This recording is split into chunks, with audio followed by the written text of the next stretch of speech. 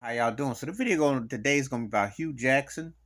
He said he agrees with Brian Flores because he said when he coached the Cleveland Browns that he was told by the owners to throw games to lose. That's what Brian Flores said. I didn't cover that in depth, but he was told offered 100,000 to lose games. That's no different than Tim Donahue, who got bought and paid off by those mobsters to throw NBA games. And you thought the underworld was over. You thought there's no more mafia. You thought there's more. All these numbers and these streams, them Jamie Foxx commercials about Vegas, Vegas football. You can bet locally, you can bet stately. And now I come back to the reality. Why is Pete Rose not in the Hall of Fame again? Owners are telling players. I believe Brian Flores. I believe Hugh Jackson. You know why I believe him? Because there's no real parity in sports. Let me give you a case in point. Good buddy of mine, we talk sports, we chop it up. And every time, be it a la baseball, a la football, a la NBA, we always got a joke about what about that team and that team. I say, ain't nobody gonna watch that. Because psychologically, you already know that they want major market.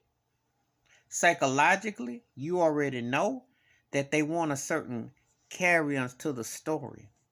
Like LeBron James winning in Cleveland, Miami, and LA ain't by accident. And I'm not calling fixes or nothing, but two of them were major markets, and one of them was the home story and the theme.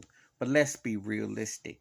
These things aren't by accident. And yes, there is a 1 year wonder and it's a novelty, but it's not etched in stone as reality.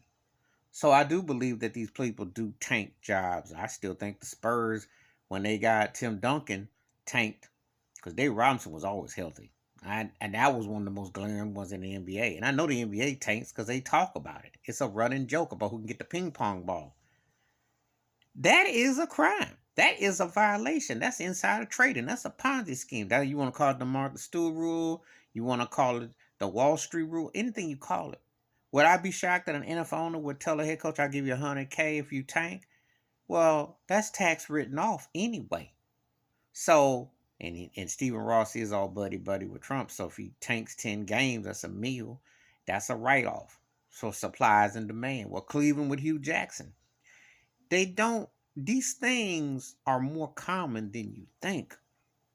They're more common than you think. It's very believable because there has not been a balance of sports where you could root for a certain team from a certain area that were going to win.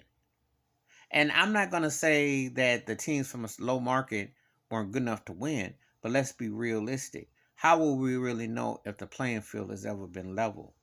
You see, because I can give you examples where it's a joke, but is it really a joke? Like, could you imagine a Super Bowl?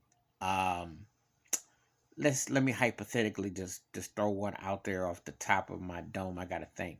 If the Jacksonville and the Detroit Lions won the Super Bowl, how many people would really watch that? See, you got to think about these things.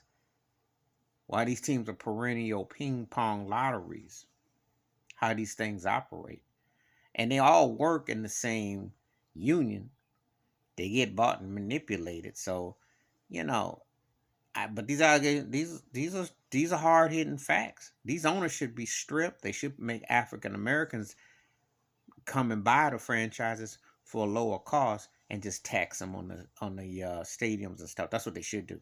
They need to send a message to NFL that, hey, we need to have a new plan of thought because the old good old boy system is showing you how reckless they are, and it's been going on for far too long. But anyway, Hugh Jackson siding with Brian Flores about being told by owners to throw games is very believable. Very believable.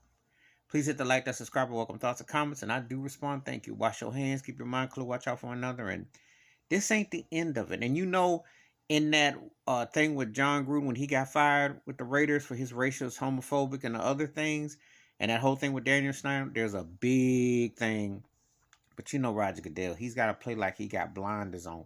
Because the NFL, which I always say Negroes forget leadership, is running a real clans good old boy system. I'm out.